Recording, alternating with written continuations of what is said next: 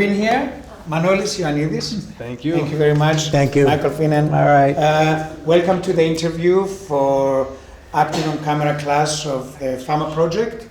And it's an event that Famagusta Film Festival is putting together for you.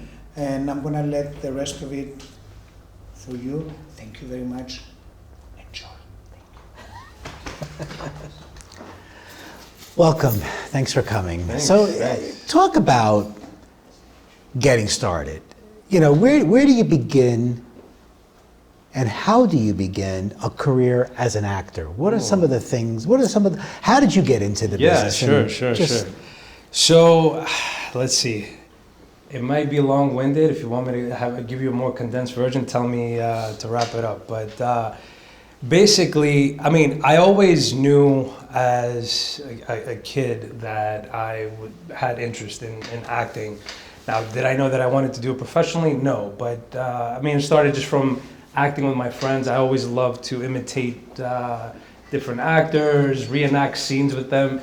And I would see that I would always try to make it as realistic as possible. So it stemmed from that, and then in high school I actually got into singing and thought I wanted to be a singer out of high school. And but it was in that time during high school that I did a musical play called Damn Yankees, which I'm sure you're familiar with. Yeah. I played the baseball coach Van Buren, who has a solo song called "You Gotta Have Heart." So I did it because my music teacher was also the theater director, and so she needed someone who could sing. And she's like, "Hey, do you want to do this?" And I kind of just got the part, which I'm sure that's not how it normally works. But in any case, reflecting back on it now as, you know, an adult, I think that was the single solitary time that I got compliments from people that I didn't know, that I wasn't familiar with, that were telling me that, hey, you should pursue this. You're really good at both acting and singing. I disregarded it at the time. I mean, yeah, it was flattering. You know, my ego felt nice, you know, but I didn't do much with it. I wanted to be a singer, and, you know, growing up in a Greek household, as I'm sure a lot of people can relate to this, my parents were like, yeah, you're not going to be a singer.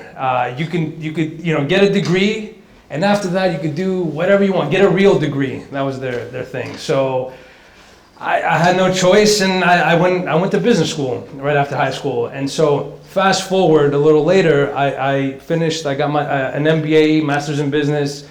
I had a banking career for 5 years, but I remembered that promise that I made to my mom and to myself and never honored. I never went back to pursue what it is that I truly was passionate about. And so 5 years into my banking career, I was miserable. I'd be getting off on a Friday afternoon, and I'd be dreading Monday coming back. You know, even though I didn't have work to do home, you know, it would just pause until Monday and, you know, go back through the same cycle. And so I at that point I searched. Well, I'm from New Orleans, Louisiana originally, and so there was a lot of movies being filmed there at the time. And I mean, I didn't have the guts or the ability to move to LA or New York. I'm like, well, it's in my backyard. What can I do to find out, you know, if A, I really like this, and B, you know, how, you know, to answer your question, you know, how do you get into this industry? So I had a lot of clients that were in the industry, a lot of, you know, film crew members, producers, some actors, and I'd ask them all the same questions. How do you become an actor? How do you become a working actor? How do you become a professional actor? And they told me 3 things. You got to get headshots. You got to get some training, and then get an agent. With those 3 things, you can begin a career. And so when I kind of had like a quarter-life crisis, like, let's call it, I went on the internet, on the computer, because, you know, phones weren't as smart then, and I did an intro to, I Googled, you know, acting classes in New Orleans, and there was an intro to acting class for $99. I had like 4 minutes to buy it, so I'm like, impulse buy, bam. Right. And a year later, I'm still taking the class, and I'm like, I guess I really like this. It's not just something that's in my mind. And I lucked out that around the year into it, they were filming this movie called Empire State in New Orleans, starring The Rock, Dwayne Johnson, Liam Hemsworth, Emma Roberts, and various other famous actors. And luckily they had an open casting call, which that also is unusual too. So they you know, I knew the location, I knew the time, I had my headshot, I had done some training, so I put all that together. I had what I could have in that moment in time, and I dropped it off with the casting director. And I was very fortunate to be called in for a role that I didn't book that role, but I actually wound up getting a bigger, better role. Dumb luck, right place, right time. They were looking for Greeks or people that look Greek, and I auditioned for the role of Ernie Anastas, the news anchor from New Orleans, from New York back in the '80s, because this was based on a true story that happened back in '82. It was the biggest heist at the time in U.S. history, bigger than the Lufthansa heist. It was about this Greek-American guy who, with some friends and the help of the Greek mafia that existed here at the time, they stole $16 million from the back of the courier trucks like Brinks and Wells Fargo, or whatever they're called, that transport money from banks. He used to work in one of those places, and he saw that at the end of the night they were full of the money. So he organized a deal where these mobsters came in and broke in, and they tied him up, and he told them where the money was and whatever. Long story short, I booked my first ever audition, which again is unusual, but so I guess it was just it was meant to be. And so from that I used that to help me get an agent, and and I think had that not happened, I probably wouldn't have had the patience and the, what's the word I'm looking for? I guess just the guts, for lack of a better word, to stick with it.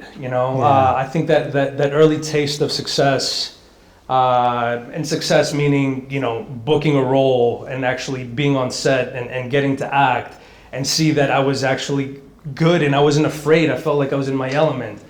That is ultimately what kept me going, and here we are. And well, you said something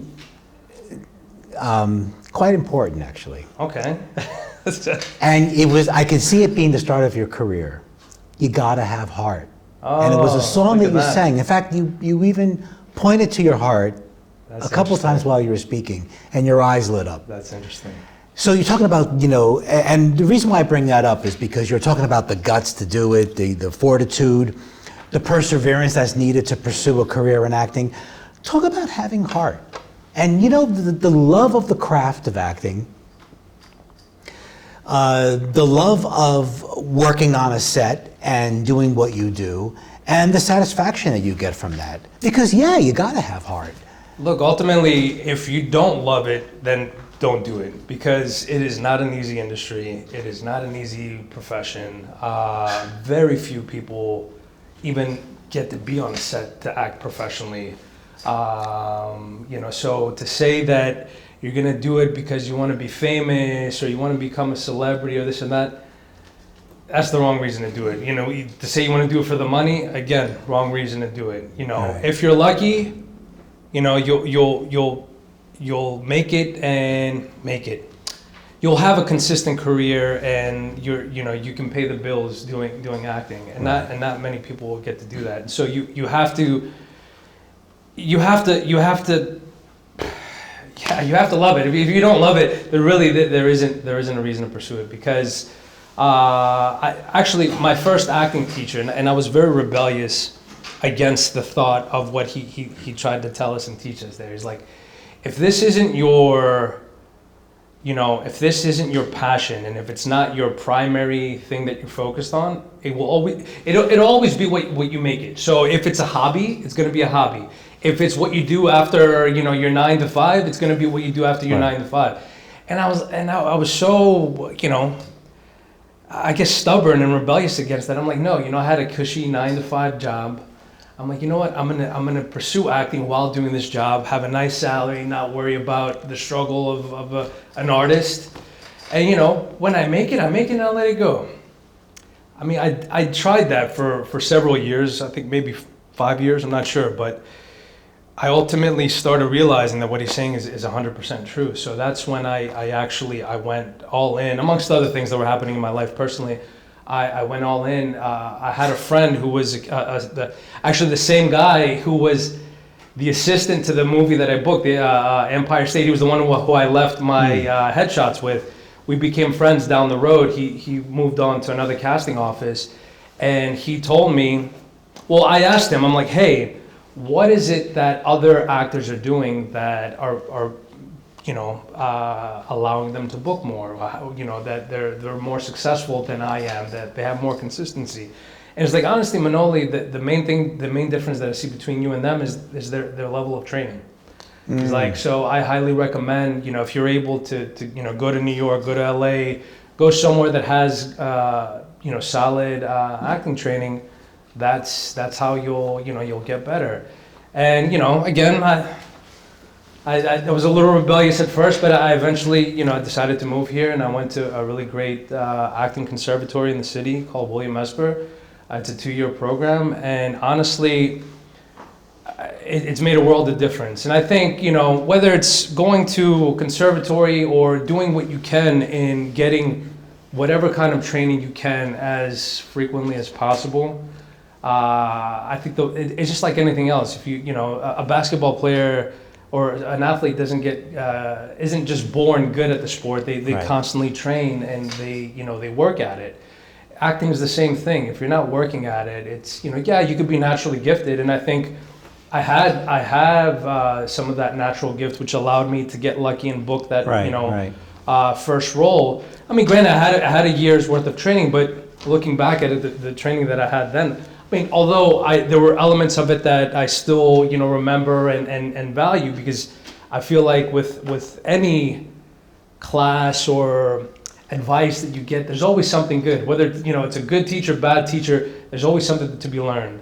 And so, you know, what are some of the things that you learned in these classes that you really took with you? That really resonated with you? Sure. It could be technique. It could be. Yeah, I mean, it's both. You know, so going back to my Meisner training at Esper.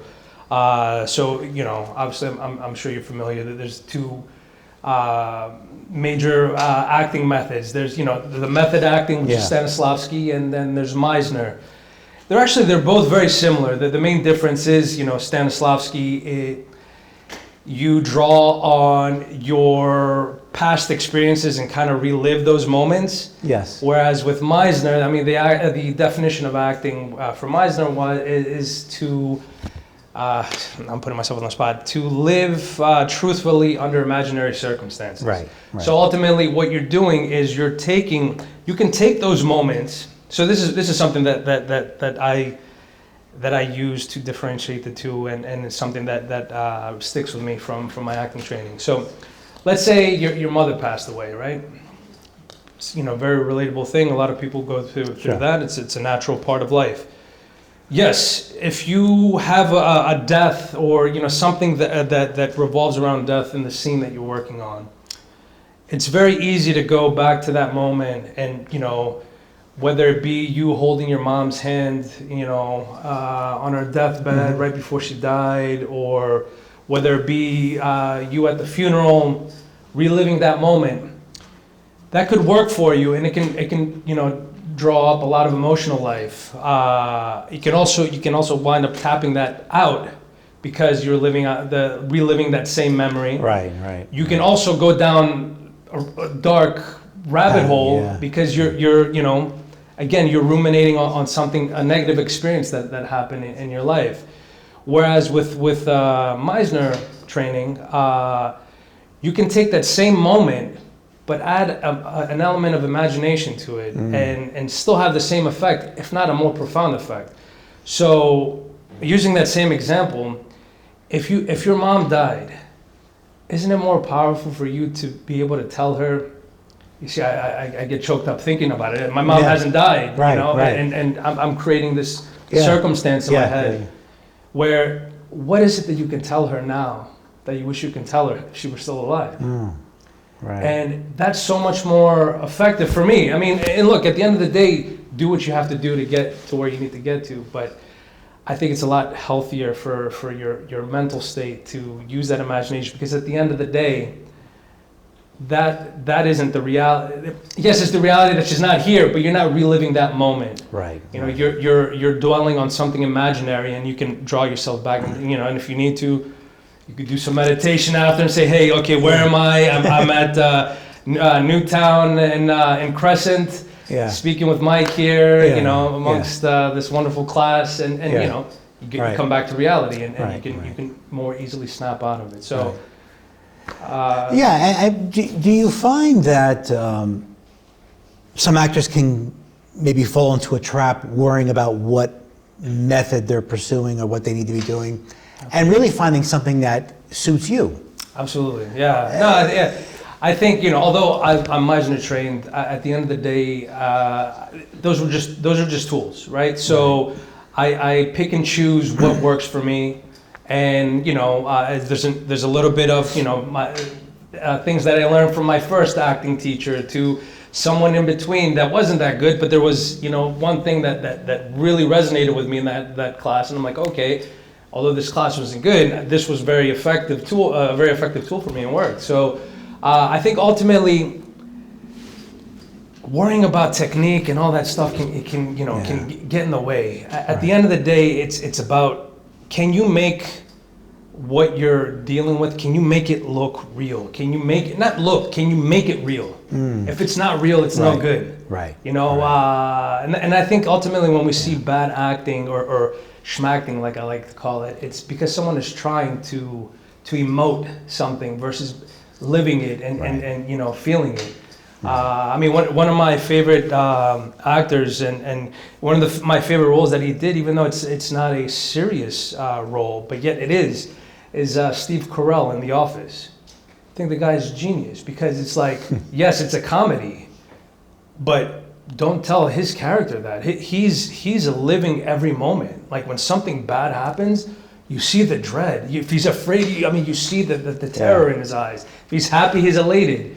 You know, because he's really going through those you know, emotions and allowing them to live in his body and not, you know, put on anything. And I think ultimately as an actor, that's you know, that's what you're trying to achieve, is if when it becomes real.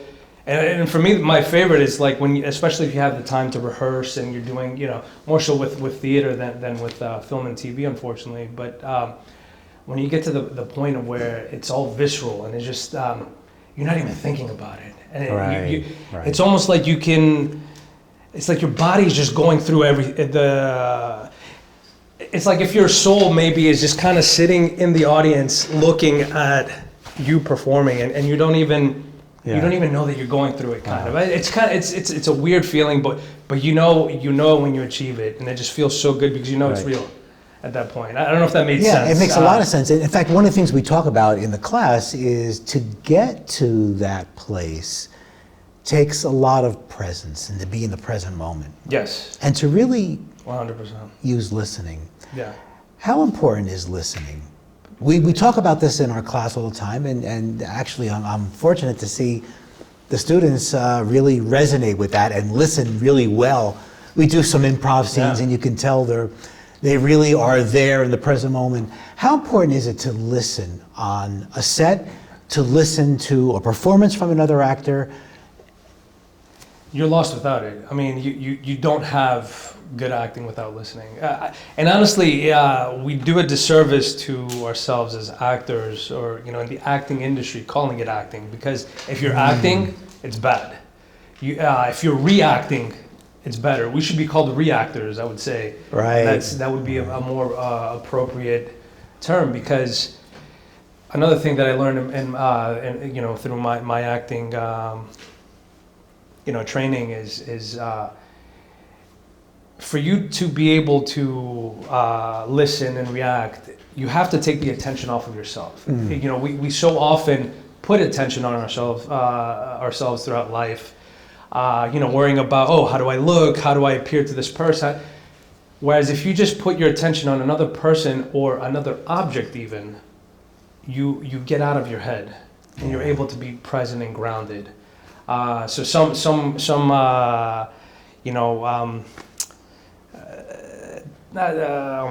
exercises that we would do that would help us achieve that is we would have to do these activities in class that were that were highly detailed, that required all of your attention, so that you can achieve that level of listening and getting out of your head. So, for instance, an example is take a grain of rice and a needle and try to write your name in it. Talk about the level of specificity and detail that takes. That's going to take all of your attention. I promise you won't be thinking about anything else other than that. But you're focused. You're there. You're present. And then in doing that, someone comes into the room and then they're trying to do their activity that ultimately at some point breaks your attention, and you organically get to conversation. So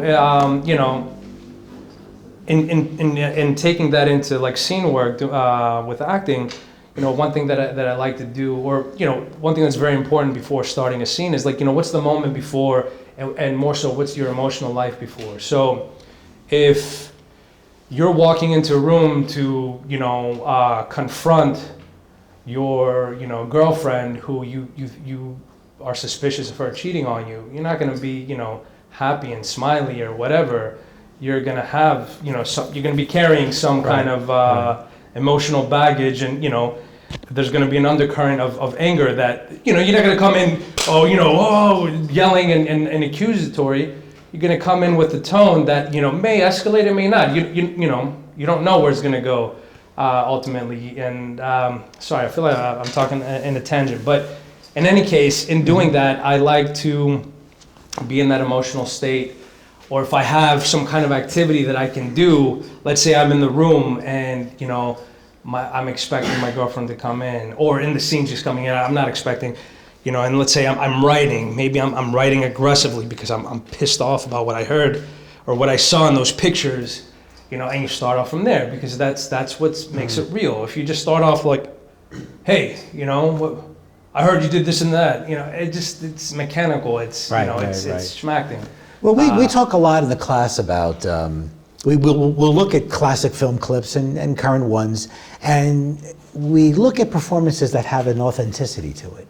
Yeah. And some of the things you're talking about, laying the groundwork down to get there. What are some of the other things that actors can be doing in terms of keeping it real, in terms of keeping it within the character?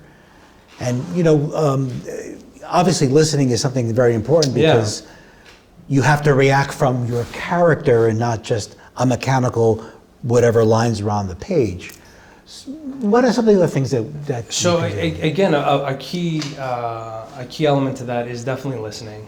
So having that emotional life prior to the scene, like what was the moment before that got you here, is your diving board into the scene. So that you're going to start off with this level of energy here, whether it's up here, down here, wherever, and you don't know where it's going to end on the other end, but you know the starting point. And so you kind of have to get from point A to point Z based on listening to what your scene partner, the other actor, is telling you, whether you believe them or not. You're going to have a point of view about what they say. Mm-hmm. The subtext, we briefly discussed that yesterday, is something that you talk about. It's all about subtext and listening to that subtext and hearing what that other person is saying and letting it affect you. Again, by putting your attention on that other person, you're then able to more truthfully react to it and Gotcha. Pick up on subtleties on their behavior that's going to affect your behavior. Right. So that was my next question, is how do we convey subtext? What are some of the ways that actors can convey subtext? What are some of the tools in their arsenal? So I'm going to be a little contradictory now. Actions. So every line that you have, turn it into an action. So you read so you'll read the script, or you'll read the sides of the scene that you're dealing with, and then it says, okay, so let's say the line is hello, and the circumstance is that you're approaching your girlfriend that you saw pictures of her with another guy. You're not 100% sure, but you're suspicious. Well, how's that hello going to come out? What's the action that you have? Right. It could be, so I would say the more specific you are with that action, the more entertaining, the more interesting the acting becomes. So, if it's to berate, then that hello is going to come out much different than if it's going to be to welcome. Right. So if you turn your lines into actions, it makes it a lot easier to convey what it is that you want versus just generalizing what it is that you're saying. So I think it's specificity, it's action, and so being very specific and having actions and having a point of view, a combination of all these things, along with what's your relationship to the other person. So those subtext reactions and nuances in a performance are different on a big stage, and it's different from the small camera. The intimacy of the small screen. So talk to me about what are some of the techniques that you can do to convey subtlety and subtext in terms of face expression or body language, or what are some of the things that are useful? So that's an interesting question.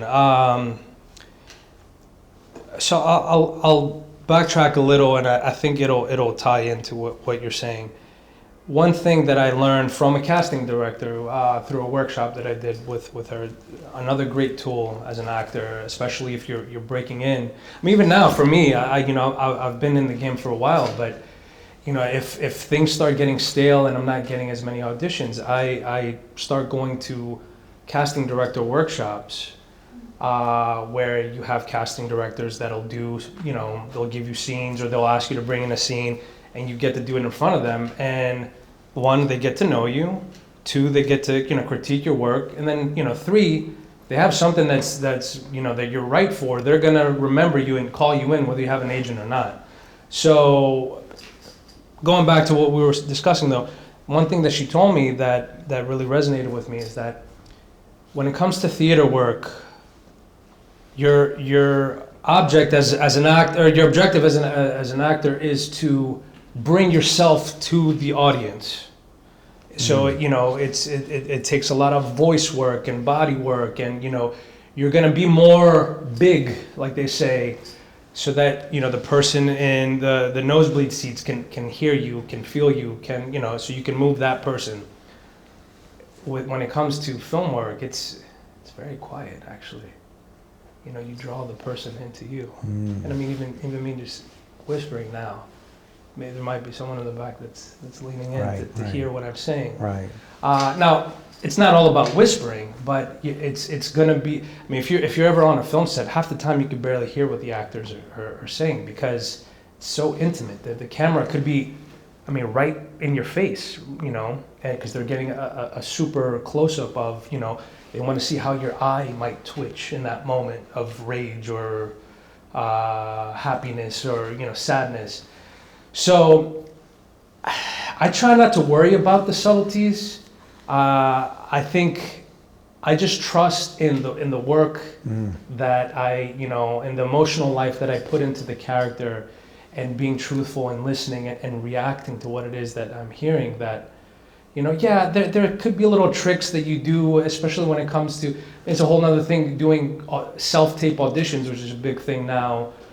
You rarely get to go in the room to audition for a casting director. Most of the times you're filming yourself on the camera, much like this, and doing the audition. So to try not to keep the audition stale, I might, if there's a moment that I think could be effective, that I lean in, because let's say I'm getting in the other person's face, or I'm trying to be a little more sweet, to, trying to draw. I try to appeal. You see actions again. Try to appeal to the person that I'm talking to in the scene. I might lean in, or if I'm afraid, I'll go back. So using your body and your voice, I think, to answer your question, are the ways to bring subtlety to scenes, to your acting work. So talking about auditions and making self-tapes for an audition, what are some of the do's and the don'ts, if you will, of doing that? How, and particularly before tonight's talk, we were watching some auditions and looking at ones that were successful and what the actor did in terms of being prepared and adding some creativity and showing that they were able to take direction and so forth. Yeah. So talk to me about that. So again, in doing the self-tapes, and I'm very fortunate to do quite a bit on my own and help other friends who are in the industry as well. Do's and don'ts, it's such a wide net of do's and don'ts. Honestly, for me, it's I'd like to keep. I think the kiss method is very. I try to apply it to various elements of my life. Right. Keep it simple, stupid. Kiss. Yeah. So I think the more simple you keep things, especially auditions, the better it is. I think a lot of times people try to do too much. They try to stick out and like, oh, I'm gonna do something crazy that no one else is gonna do. Although, yes, that may work in some instance. It's not to do it just to do it. No, don't do that. I think ultimately being prepared, knowing your lines as best as possible, even though it's not a requirement to know your lines. I think at the end of the day, the more prepared that you can be, and if you're not, use your sides, but have it in a way to where you stay connected to the other person. So like, let's say you give me your line and I flub, I don't remember what it is. I'll stick with you. Let's say you told me hello, and my line is like, oh, where have you been? So I'll have that action or emotional life of where have you been in my body. Right. I'm like, I'll glance down. Oh, where have you been? Maybe don't do it on the first line. That's another don't. Know your first line, know your last line, so that you can have some moment of we see you, we see your eyes, we see your emotional life, all that good stuff without you glancing down. But I think at the end of the day, not worrying about being perfect. I think a lot of people try to get a perfect audition. There's no such thing as a perfect audition. There's no such thing as a perfect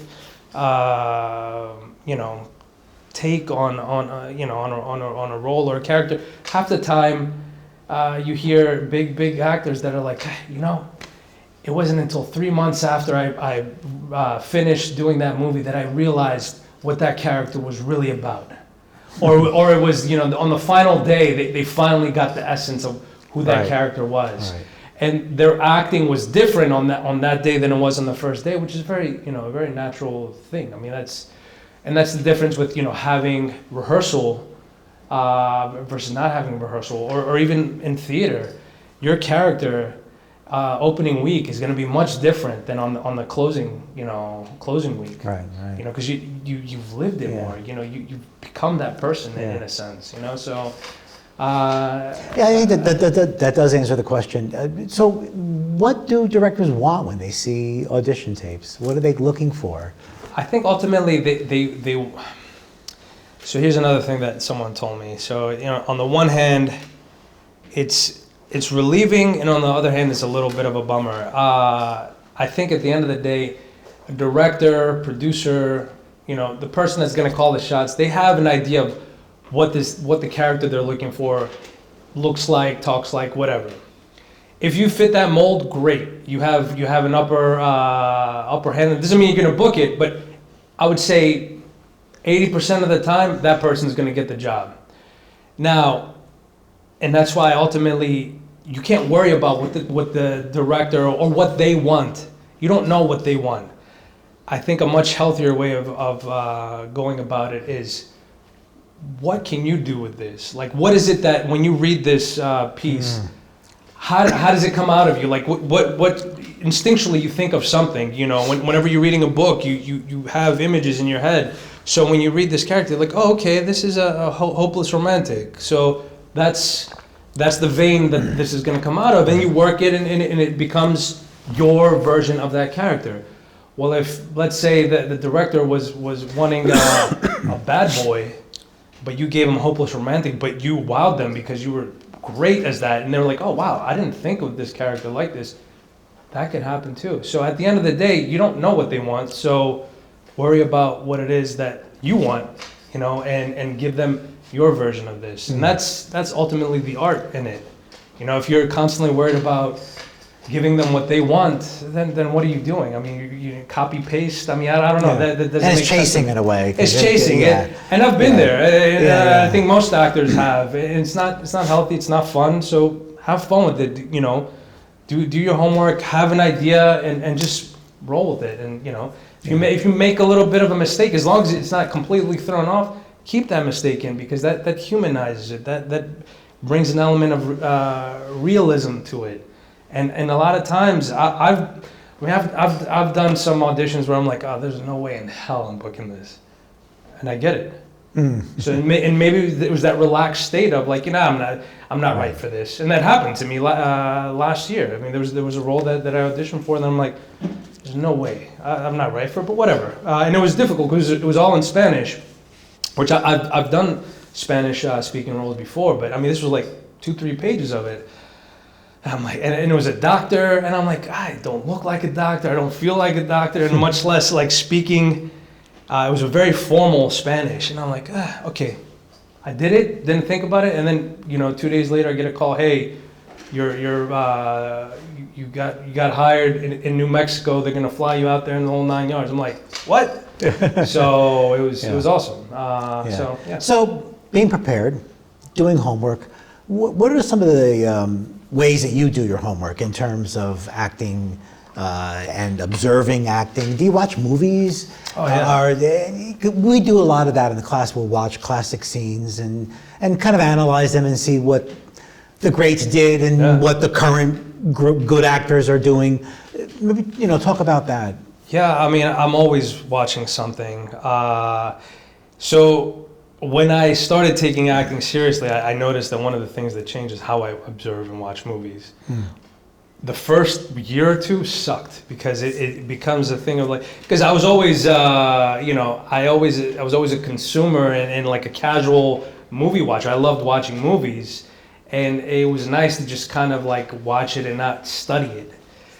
And so then it became a thing. I'm like, oh wow, I'm really intrigued by what this actor is doing. How did they do that? So I'll go back and rewind it, and then try to figure out what it is that triggered that emotion or that reaction.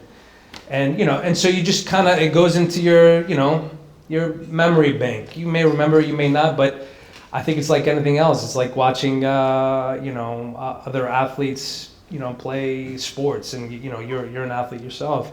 You're gonna watch how what they do and try to emulate it maybe and work on it. So yeah, I'm always watching. So mind you, I've gotten a lot better since then. So now I'm a lot better at simultaneously enjoying plus studying what the actor is doing.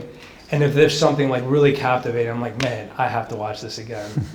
So I think watching film and TV is very important, especially if you watch the greats, which to my fault, that's something that I've been bad at as an actor and need to improve on, is I need to watch more of the greats and go back to, early film too, even silent movies, and just really study.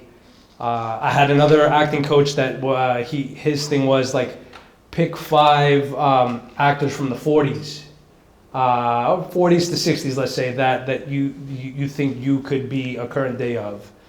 And I thought that was very difficult. Wow. I forgot him. I stopped studying with him, and honestly, I didn't buy completely into that, but I did appreciate that. And I'm like, okay, I see what he's doing. It's like, I guess the industry has these not prototypes, let's call it, these ideas of certain character actors, or like, and you kind of fit the mold of the, the new age Marlon Brando, the new age James Dean, whatever it is that you fit. And so it's like finding that niche and trying to plug into that. And even in your branding and marketing as an actor, using that and saying like, oh, I'm like this actor married this one and made a baby kind of deal. So it's like, whatever, a shtick, I guess. But it was interesting. Well, who inspires you? What actors? And you mentioned Steve Carell, which is very interesting. I've seen him in some films. I saw him in one where it was the end of the world. Yeah, I forgot the name of that film. Brilliant. Yes. And he had that final scene of giving his full attention to Keira Knightley. Yes. Yeah. While the Earth was ending. Yeah. And I thought that was brilliant. Oh yeah. But who are some of your favorites and, Let's and see. why? So as of late, I guess some of the more current actors, Jeremy Strong, if you've watched Succession, he plays was technically the second child, but forget his character's name, but he's excellent. He was also in the movie, I'm not sure if you saw the movie The Apprentice, the one about Donald Trump. Mm-hmm. Be what it may, what you feel about Donald Trump as a president, as a guy. The movie, if you haven't seen it, is excellent. Like the acting in it, incredible. Jeremy Strong is just like he plays Roy Cohn, Donald Trump's lawyer from back in the 80s. He just completely transforms and becomes that character. And then Sebastian Stan, who plays Donald Trump again, lights out. So both of those actors I really have come to like as of late. I like Brian Cox from Succession. I'm a big Succession fan. If you haven't figured out, it's a great show. Probably some of the greatest TV that we've had in the last 5-10 years. But and then I always like Leonardo DiCaprio. He's great. There's just some of the actors that I can. That come to mind right now. So, how important is all this? Doing homework and just watching, observing. Yeah, that's again I think it's very important. It's part of your homework as an actor, so that at least if you're not acting, observing good acting can keep you trained. But I think the more you can be involved in doing the work, whether it's getting to do a play, a movie. Or workshops or going to a conservatory, all that's going to keep you sharp and it's going to make you better. And as I'm saying that, obviously I'm thinking about myself. I probably should attend some more classes, but to be fair, I did have a baby recently, so life's been a little hectic and crazy. Thank you. So, but in any case, I say that to show that I too, just because I've done I have some projects under my resume and, have an agent, all that good stuff, and I'm a working actor. It doesn't mean that you stop training. Another actor that I like comes to mind, and I bring him up to say that, he does the same thing, is David Harbour from Stranger Things, the police officer, Hopper, Chief Hopper. He was, like a few years ago was hopping into acting classes here in New York, and people would be like, "What are you doing here? You're an established actor." Like, doesn't mean I stopped training, And I thought that was very profound. That someone of his level, it's easy to just say, "Okay, well, I've made it. I'm good." Well, did Michael Jordan made it when he won his first, second, third championship, fourth, fifth? I think he won 6, if I'm not mistaken. Mm-hmm. He didn't stop, practicing when the games were over during the off season. He kept on training, And I think that's ultimately having the passion and the heart for it. Going full circle, you have to love it. Otherwise, why are you doing it? Yeah, I was watching an interview with Neil Peart, the drummer for Rush. And he's considered he passed away, but he's considered one of the greatest drummers ever. And he took drumming lessons right till the end. Wow. Yeah. Because he had the same outlook. Yeah, that absolutely. You keep needing to practice. And so how important is it to not make assumptions and to really check the ego at the door? Oh, yeah. I mean, that's how I operate regardless. So it's, for me, it's a no-brainer, but you can't assume that others operate the other way. So I would say never assume, because if you know anything about the word assume, if you assume, you make an ass out of you and me, ASSUME. So I don't assume. And yeah, I think, ego for what? Okay, you're on film and TV. You have some notoriety, whatever. People know you.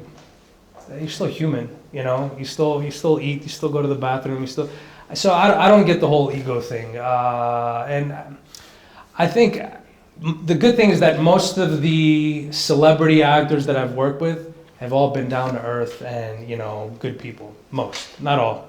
And so I have hope that not that isn't something that just you make it to a certain level and you have this ego. But again, I think ultimately it's you are who you are, and I think when you reach a certain level, it just enables you to act how you truly are. So I think the people that are a-holes were that before. The ones that are nice were always nice. So, I hope that answered that. Yeah, it does. Actually, I would love to open it up to the audience and just ask some questions.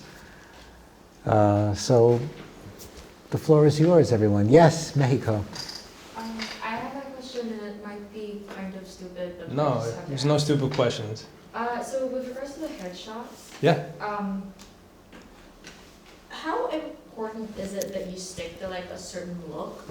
Just because like over the few years, like I've been changing my hairstyle. I think I still look the same, but I do understand that if people don't know me, it's kind of like a whole different vibe. Yeah. So like, is it possible for you to have like within 5 years to have like 2 headshots of like 2 different hairstyles or 2 different? Well, I would say looks? if you're using 5 years as your benchmark, that's way too long. Especially as a woman. Yes, you get some leeway that you'll dye your hair, you can change your hairstyle. That's fine. But I would say if, let's say you have dark hair now, but let's say now you turn blonde bombshell, whatever that phrase is. You decide to go blonde. If you're gonna stay blonde, I would get headshots that show your blonde hair, because if you come in looking completely different than what your headshots are, you're doing yourself a disservice. So, but if you're blonde just for like a month or two, that's fine. I wouldn't say if it's just a thing. That happens, or if you dye your hair blue, whatever the case is, that's fine. I would just say in that case, maybe you don't get a professional headshot in that moment, but maybe do as good of a picture as you can and have it as an option so that your agent or yourself can use that as the submitting photo. Because I think of all the tools that we have as an actor when it comes to getting submitted for roles, headshot's the most important thing. That's your gateway into the casting director opening the door for you. And keep in mind, they're looking at thumbnails. So don't think of your headshot as an 8x10, because they're not seeing an 8x10 when they're scrolling through thousands of pictures. Think of your picture as this. So you want to make sure that you see as much of you as possible, mainly your eyes and your facial features more than anything. Don't do a far away picture where full body, no good. So I would say, to answer your question a little more specifically, you asked about like specific looks, like are you asking about like, oh, should I have like a doctor look? Should I have, is that what you're asking, or are you asking about like how you look? No, just, it's not like more like a doctor look Sure. or like a cop look or whatever. It's just How you look. yeah, like how I look.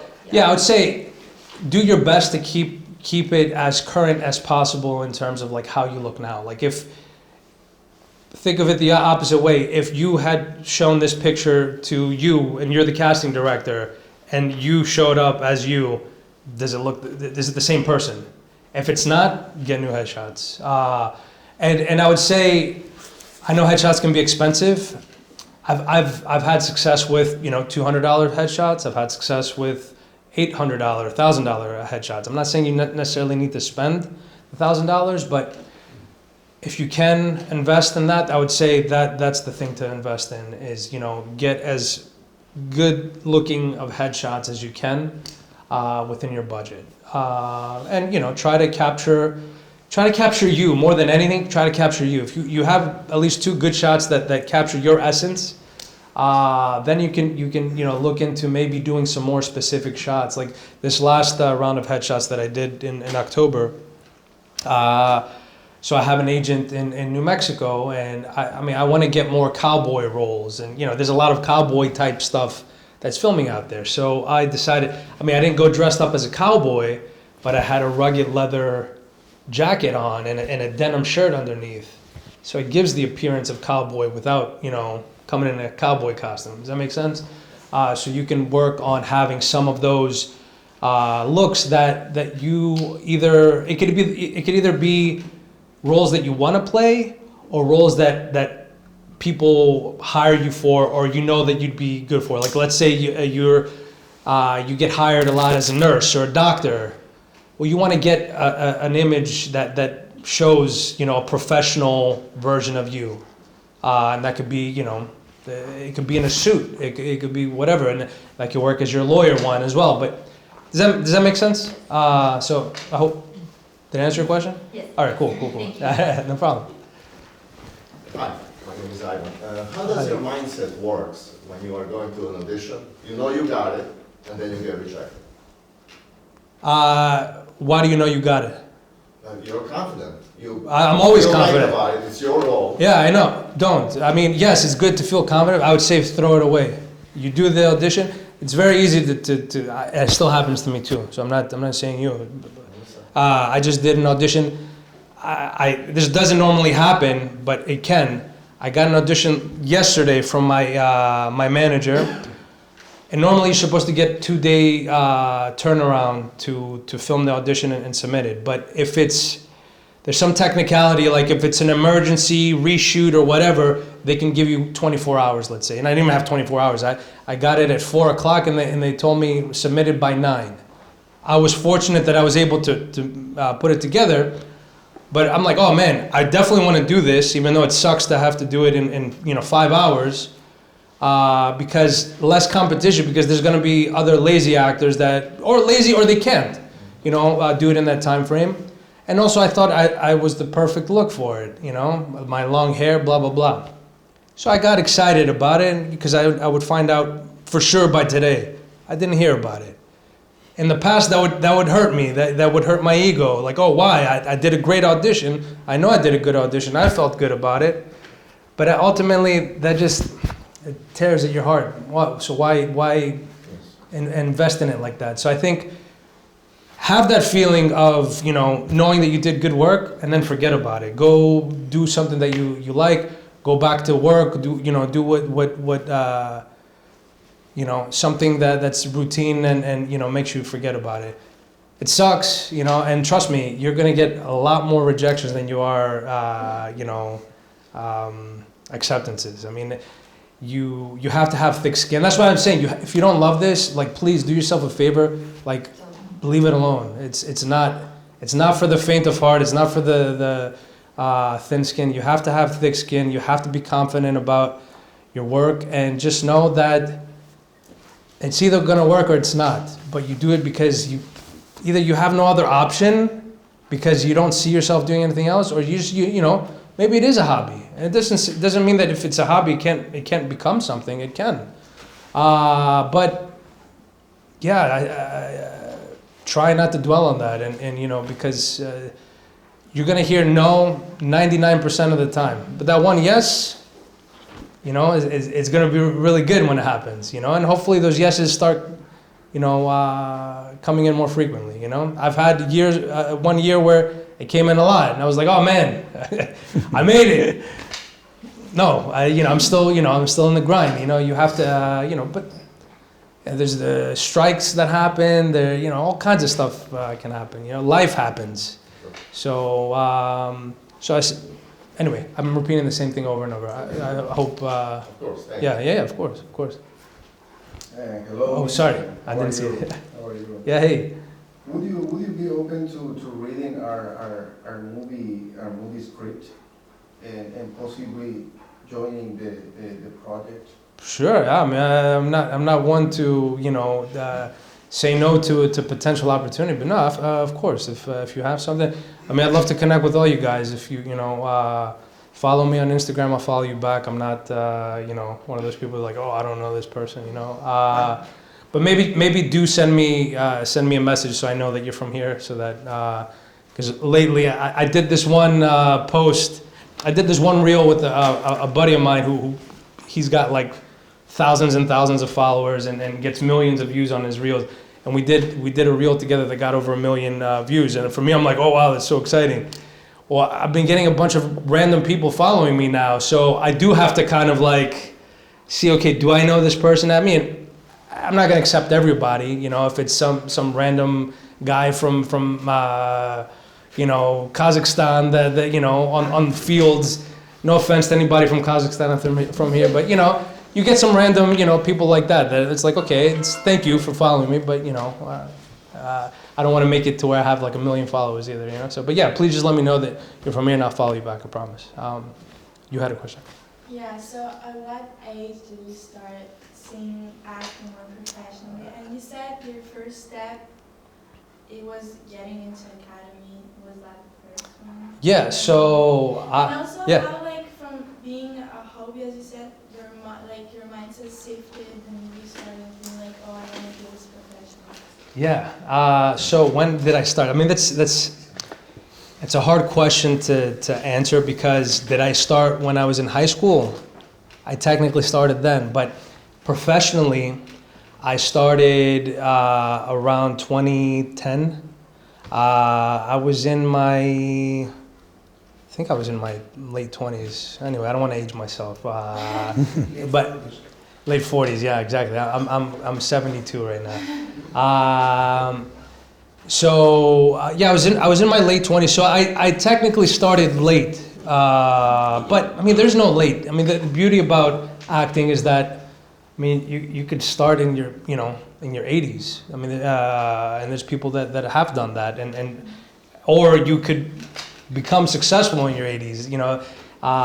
So I think ultimately it's sticking with it because you like it, and then the other thing I find out is that I feel happens is that a lot of people give up on it as they age because they see how difficult it is. In our younger age, we're optimistic and we're like, oh, I'm going to be an actor, I'm going to do this and that, and we have a certain idea of what life is going to be like. It doesn't necessarily pan out that way. So, but I think the good thing is that the people that do stick around, there's a lot less competition because, now you're in an age group that's, I guess a little more tricky to cast because, not as many people stuck around. So the competition is less. And hopefully you've kept on training and you've gotten better as well. In terms of what to do, the 3 things: headshots, get as good of training as you can as possible, and just keep training, and then get an agent. Now, getting an agent isn't necessarily the easiest thing. I was lucky that the first audition that I did, I booked, and I was able to use that to get an agent. I got a good agent out of the Southeast at the time, out of Atlanta. But I would say don't worry about that. Get the headshots, do the training, and the agent will come. You can get work without an agent, but ultimately you do need an agent, especially if you want to do legitimate, film and TV. Without an agent, it's impossible. You could get lucky.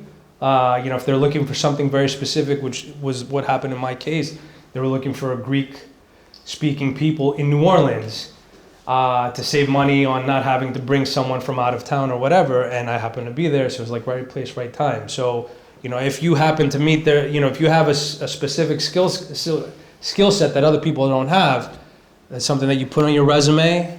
Sorry, I should add that too. So headshot and resume together. And look up what an acting resume is like. Don't just make up your own version of a resume. They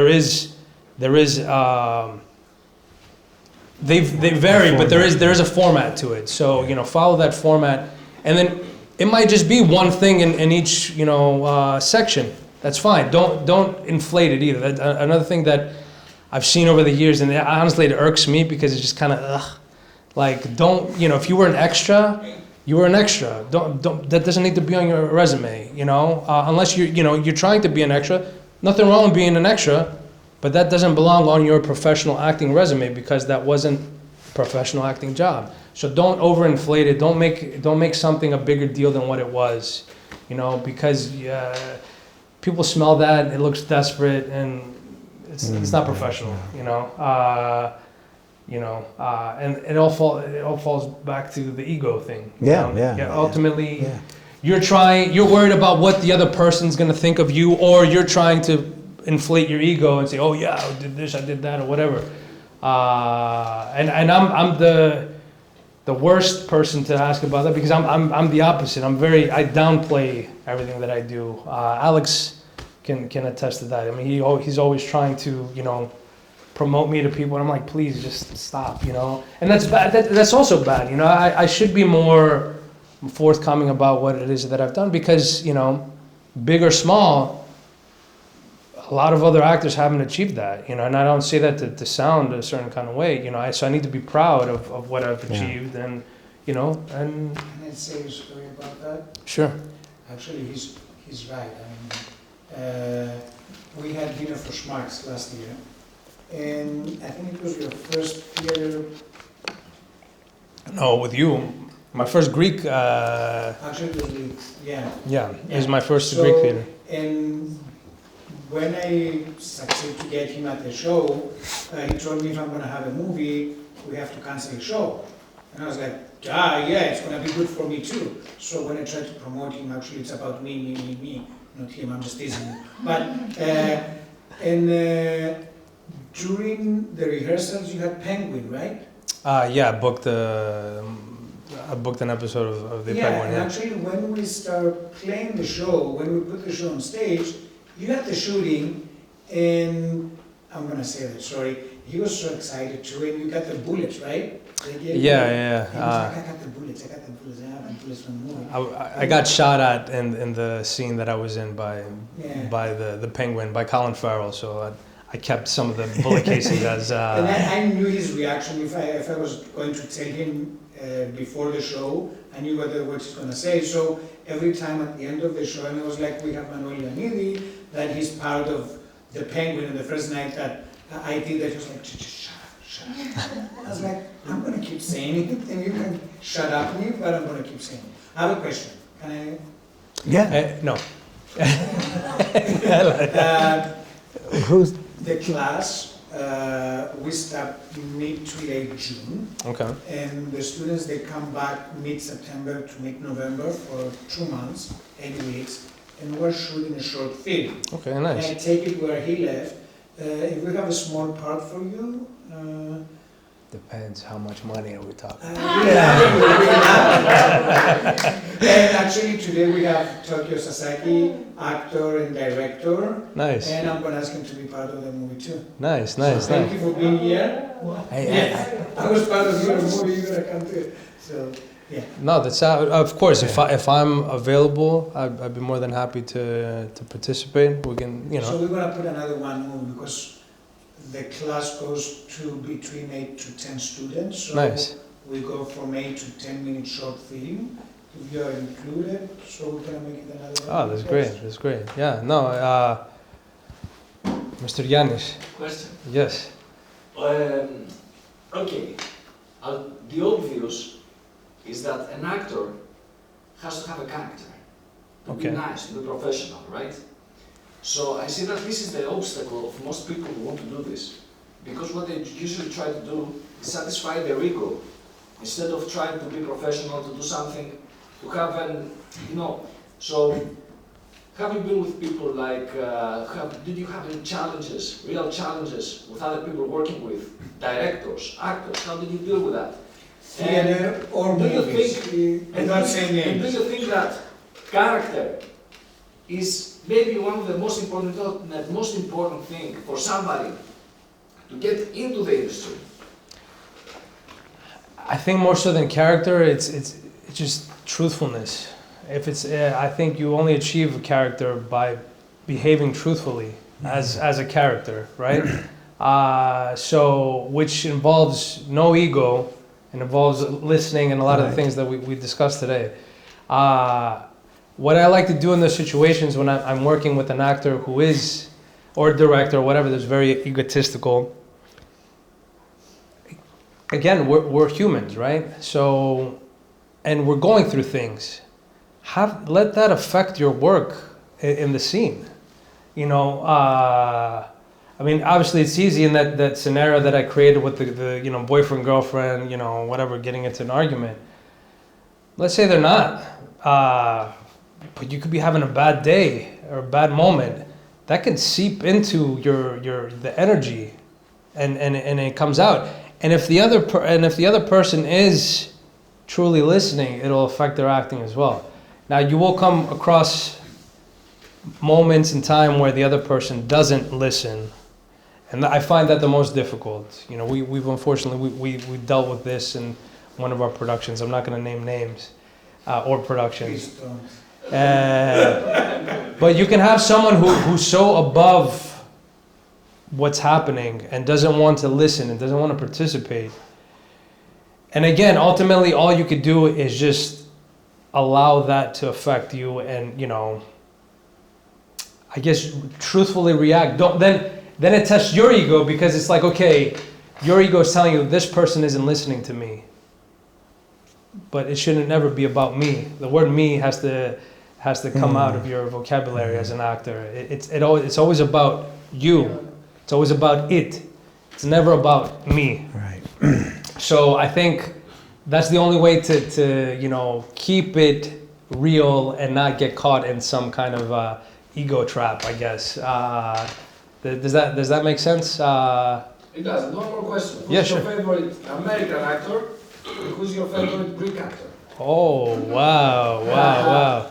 So I guess, again, what... Mr. Alex is my favorite Greek actor. No, another actor that I've truly come to admire lately is Pedro Pascal. He's awesome. And again, it's hard for me. I don't have a top actor. I have actors that I gravitate to, and when I see that they're on projects, I'll definitely watch.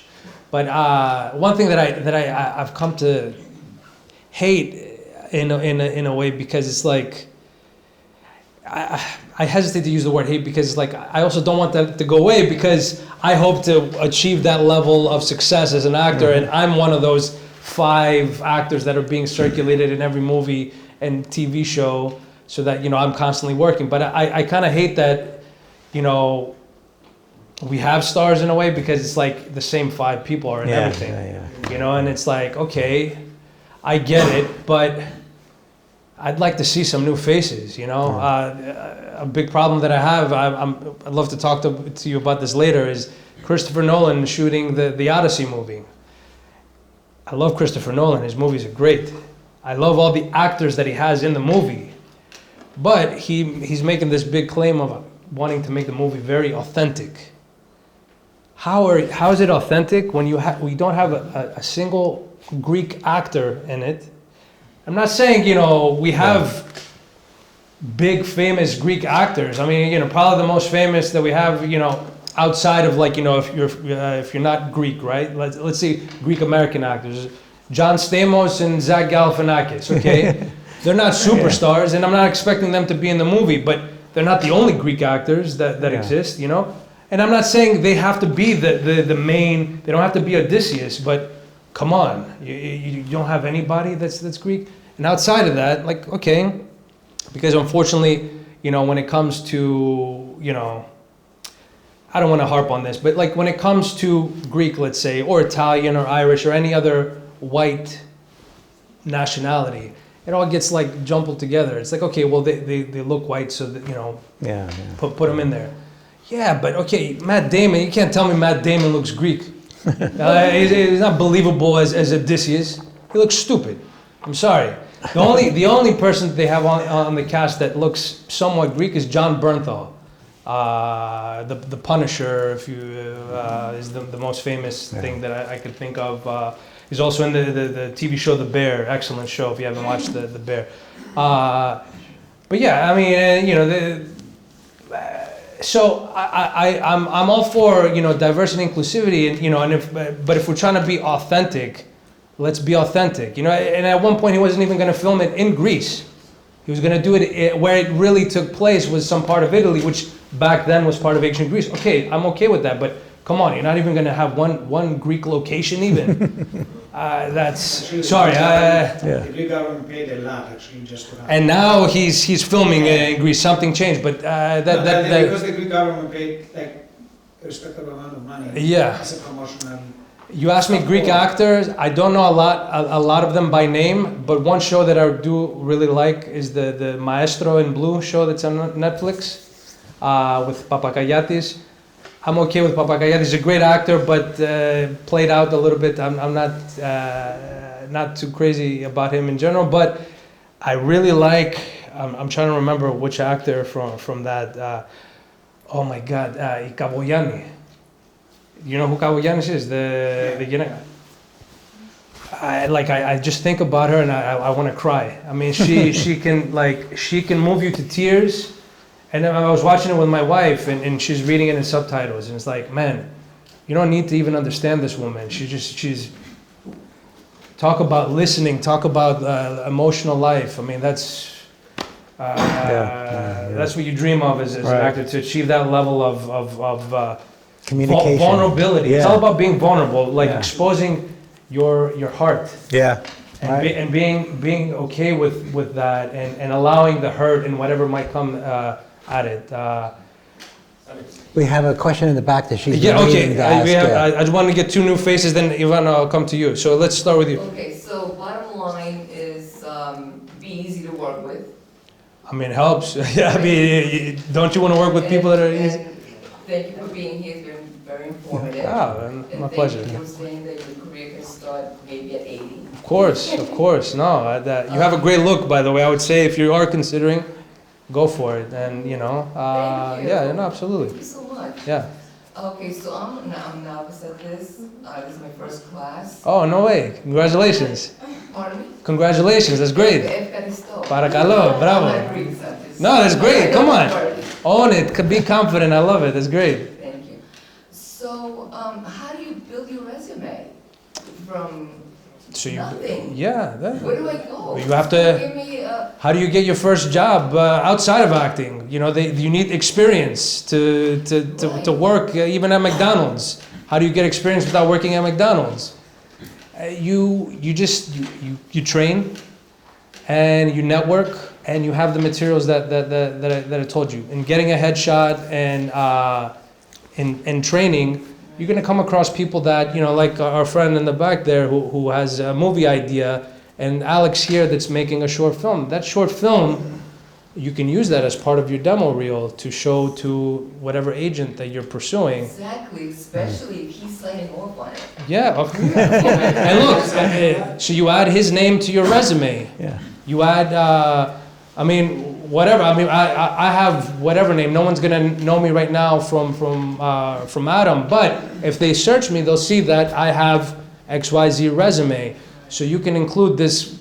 You can call this a workshop, even, let's say, technically, or we'll figure out a better terminology for it. But you add it to your resume that, you know, because you learned stuff here today. It wasn't just, you know. Yeah, right. Can I add something on that? Yeah, of course.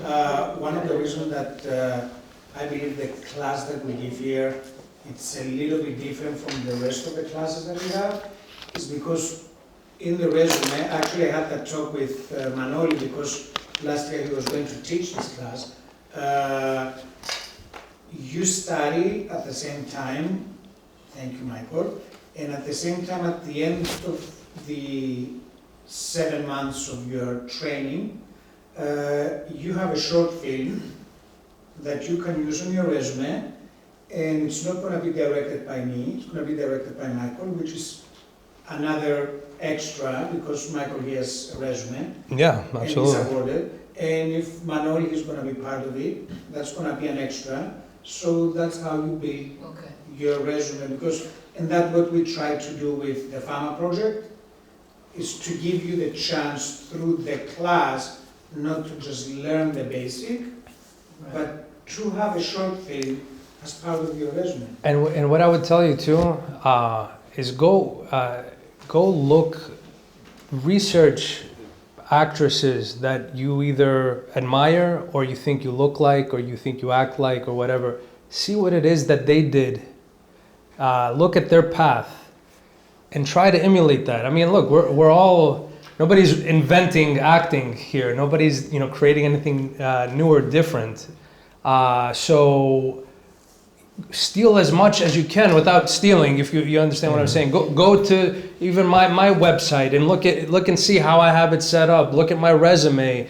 Go to my IMDb. Look at who my agents are, who my managers are. Now you have to pay for IMDb Pro to get that information, like the agents and contact and all that stuff. But if it's something that you're seriously, wanting to pursue, I mean, I pay for it. It's a tool that's very, very helpful. I go and research shows and casting directors all the time, and sometimes I reach out to people myself directly, or I'll have my manager or my agent reach out and say, "Hey, look, manager, agent, I know that this director is working on this movie, and I know that I'd be a good fit for that movie. Can you pitch me to them?" If you have a good agent or a manager, they're gonna do that because you'll see eye to eye with them, like, oh yeah, you're right. They're gonna be looking for XYZ type of roles. I think, and if they know specifically because they have the breakdown, yes, I see here that whatever the nurse, you'd be great for that. I'm just picking random things. So that's how you do it. You learn by observing. Yeah. I think my favorite definition of actor is an observer of human behavior. But outside of just human behavior, you have to observe everything. So, so look at what other people are doing and try to, do that for yourself as well, That's what I've been doing, Thank you. Yeah, absolutely. Yeah, absolutely. I mean, I know you're busy, but I don't know if you watched that new show Matlock with Kathy Bates. No, I haven't. Oh, I heard it's good though. Yeah, it's And good. she's a phenomenal actress. I love Yeah, Kathy It's Bates. really good, and I just try to study her, Yeah, and I don't know how she does it, but it comes like from within, like, of course. like her face changes with a kind of not even moving. Because she feels it, and ultimately that's what you train and you learn to hone in on. I mean, that's the craft of acting, right? Is you find ways that make you change your behavior naturally, and that's what you wanna achieve. And so she's been doing it for so long that it's probably comes to her a lot easier than most at this point. But that's why she's a professional, and you'll get there too if you're not there already. You just have to keep working at it. Like you said, I keep like rewinding, to that spot, Yeah. and just keep watching. Yeah. Well, it's good. You're doing your homework. Yeah, that's that's exactly it. It really. That's why we watch clips. So many clips in this class. It's just to keep looking at what others are doing and then make it your own. Javier Bardem. That's another Yeah. one. Another Javier Bardem. He did No Country for Old Men. No, yeah. If you haven't seen that movie, he's phenomenal in it. But there's a specific clip that I keep rewatching. It's him walking into the gas station and talking to the clerk behind the cashier. It's great. Yeah, it's amazing. I had to do that scene one time, and I was like, try not to do this for your own. Like, let's say if you're working on a film scene, don't ever go to the scene and study that so that you do because it's going to affect what you do. Yeah. You work on it yourself first, see what you come up with. Okay. Then if you want, you can go and look at it. But Don't imitate it. no, because you're never going to be No. Kathy Bates. And Kathy Bates is never going to be you. Yeah. You have to be you and do your version. Right. That's why Yeah, I saw Vertical twice Oh my God. Good. Excellent. Excellent. We have one. I think we have time for one more, maybe. Yes, I just want to say, he said it's very important for an actor in America to also get exposed to foreign. We talk about the universality of human experiences. Yes. I hear people tend to just look for American examples. Because when I look at a room right here, huge diversity. Yes. And then when I was growing up, we would watch Hindu movie, cowboy, Arab movie, the whole thing. But here it tends to be just American. So I think people limit themselves by just doing this American study only. They have to be exposed, maybe watch other great people from other countries. I think that How does that help you if you, personally, watch other movies from other countries? How does that really help you? I mean, for me, it helps. Look, I think, again, as an actor, I think it's really easy to get stuck on just focusing on acting and watching film and TV and this and that. And that's all great, and it's all very important. But I think even more important is to get experience as a human being. Because all these experiences that we collect throughout life, that's what makes us better actors. Mm-hmm.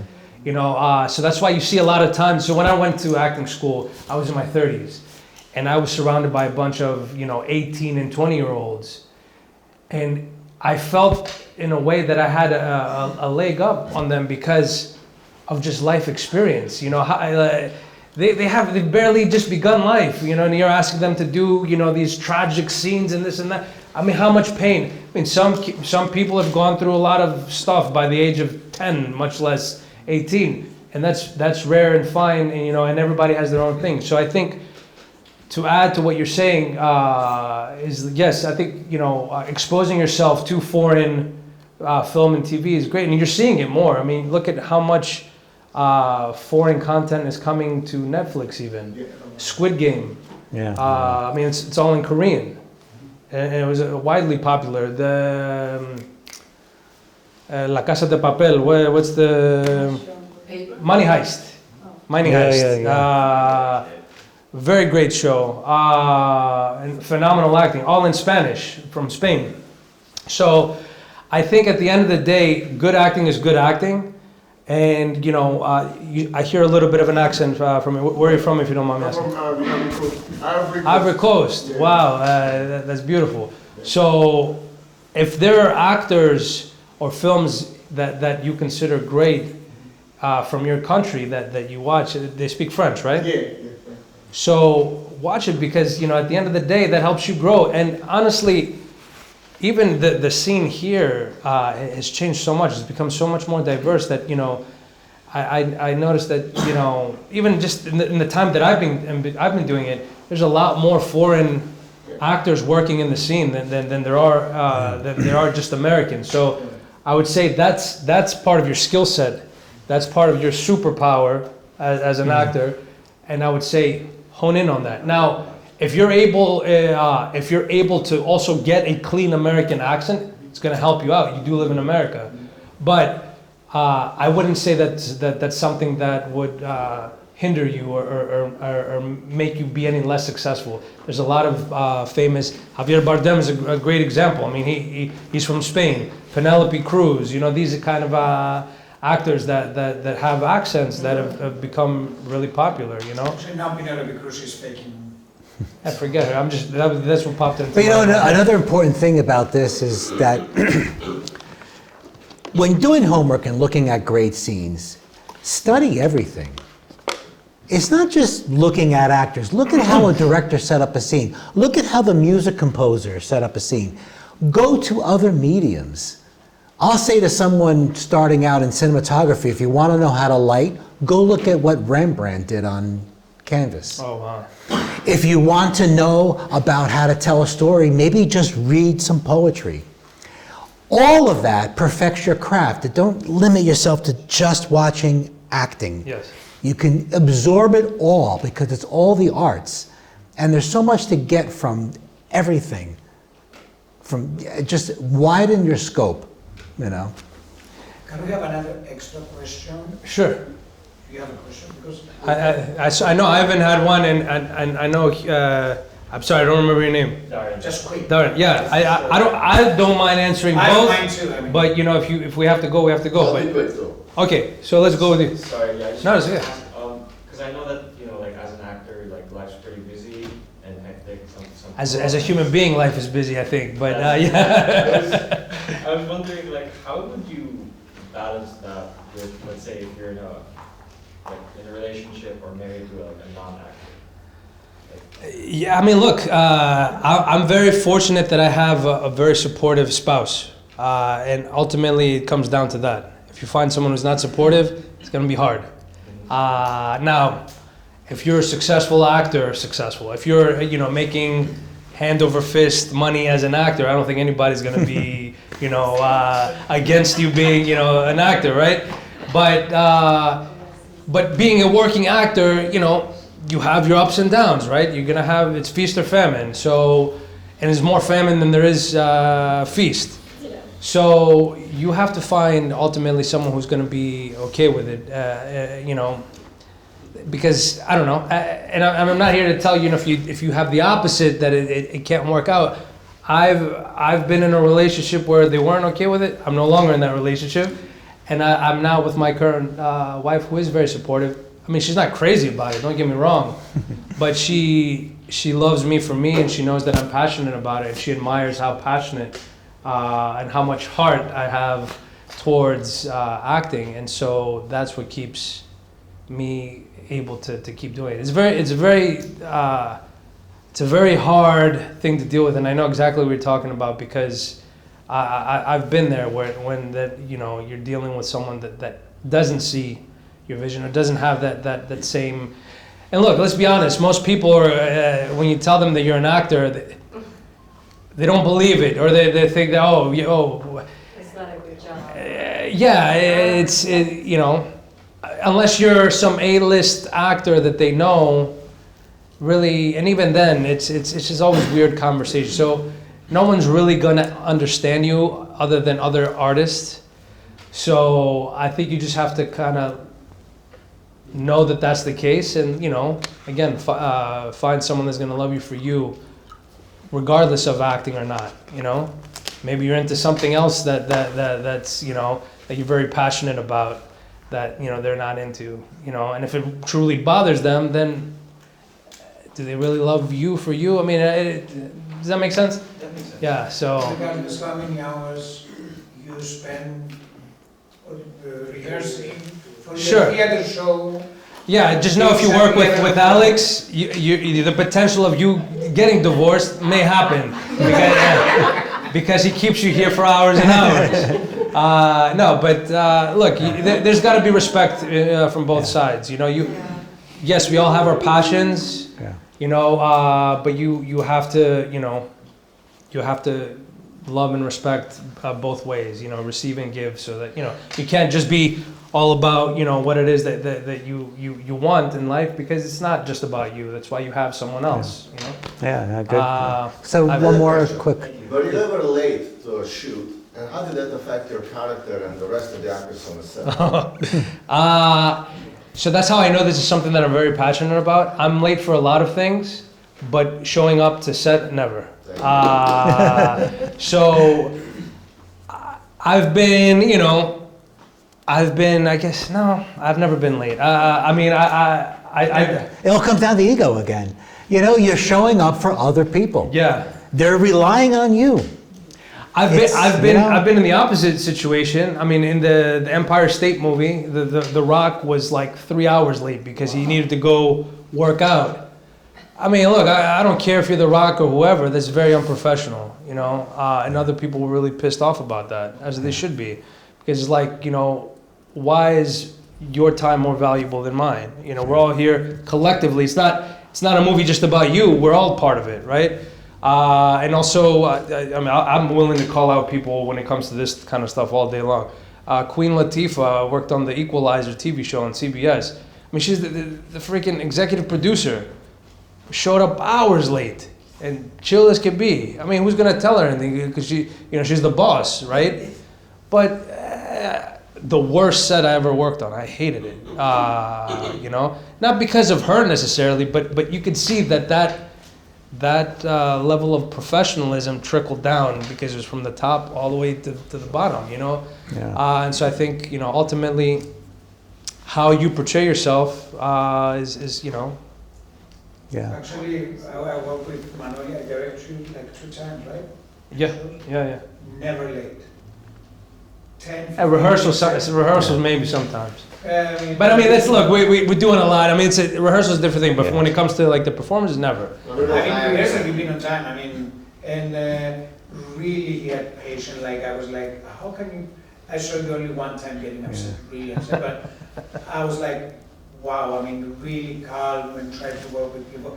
We have another one. Yeah, Uh, David. If possible. yeah. Yeah. Yeah. Manoli, thank you Yeah, for of coming, for your time. Of course. You said for a little while that you weren't all into your acting career for like 5 years. Yeah.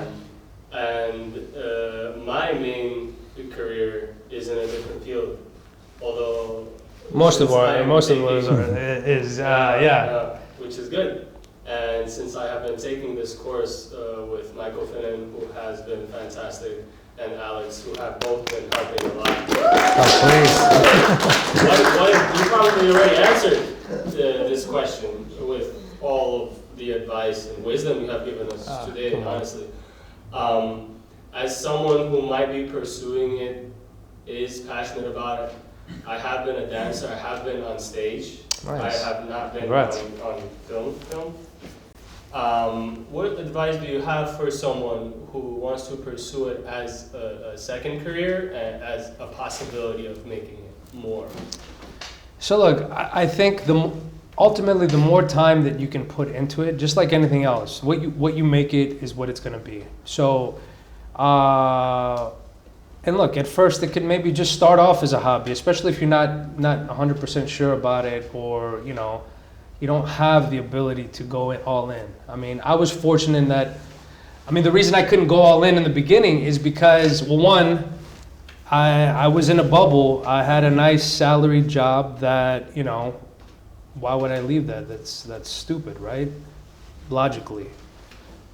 But this is a very illogical, you know, business. I mean, this isn't, you know, I mean, you hear about actors living in a van or living, you know, The Rock calls his production company $7 or something like that. He had $7 in his pocket at the time that he got his first break, you know. I'm not saying that's the way to go. I'm not saying go out of your way to be homeless. But I think all those stories, ultimately what they portray is that, or what they convey rather, is that you, I mean, you have to make it your main thing at some point. I don't think there's a way, unless you're the son of or daughter of somebody, you know, in the industry that can give you a break, or you get lucky and meet someone. It can happen, you know. It's just not the reality of it. So I think that, you know, the more time you can devote to it without going broke or homeless, I mean, that I think should be your goal. At the time, to be quite honest, what was going on with me is that I was with my ex-wife at the time, and we reached a point in our relationship where it was either we were going to divorce there in New Orleans and that's it. But I guess for me, it was like, okay, we already crossed the path of like, you know, getting married. And I take that very seriously. It's not like, you know, we're just boyfriend, girlfriend, and, you know, okay, bye, see you later. And like, no, I don't want to be divorced at the age of whatever. So one of the ideas that we had, and it was very, again, illogical, because I was the breadwinner in that moment in time. I was like, well, one of the things that she didn't like about me was that I wasn't passionate about what I was doing in life. I hated my banking job, my other career job. Or day job, like they like to call it, right? And so I'm like, okay, I was trying to think of ideas, like how do I try to, you know, satisfy what she wants, which is, you know, nice that she's telling me, okay, I don't like that you're not passionate about what you do. Well, I don't like it either. So how do, you know, what is it that I'm truly passionate about? I'm passionate about acting. And she knew that. And in our therapy sessions, blah, blah, blah, I'm probably going into too much detail here, but whatever. I was like, hey, we went to visit New York. She was a nurse at the time. She did a travel nurse thing here for a couple months. You really liked it. You want to travel and be in other places. What if we go to New York? I've always wanted to go to a good acting school. I was told by my casting director friend, you need better training. I was like, this all kind of makes sense in an illogical way. The problem is I wouldn't have this steady salary that I have, and being that I'm going to go to a full-time school program, probably not going to be able to work as frequently. I'll try to find what I can. In any case, I mean, the relationship was already doomed, but it was a blessing in disguise for me, because had that not happened, I would have never gone all in with the acting. And that's why I say that's when I truly started becoming an actor. Even though I had done I'd done the Empire State film, I'd done, I think, 2 other projects at that time, another film and another TV show. But I say that that's when I started acting, because that's when I gave it, my full attention, and it was kind of like sink or swim. Now, I was fortunate that having worked in the banking industry, blah, blah, blah, I saved some money. I was able to support myself and not go broke. But I got close to it sometimes, I went through some difficult times during my divorce. That's 100%. But, it's all worked itself out. And I think at the end of the day, I don't know. I feel like if you're truly passionate about it, you'll figure out a way, So Great. This has been wonderful. Thank you very much. And thank you all for staying a little longer. Thank you for coming. I'm going to make some announcements. Thank you again. Thank you for having me. Thank you for... Yeah, good conversation. Absolutely. Thank you. Oh, guys, Yeah. we should Can we take all a take picture. a picture? Oh, yeah. Yes.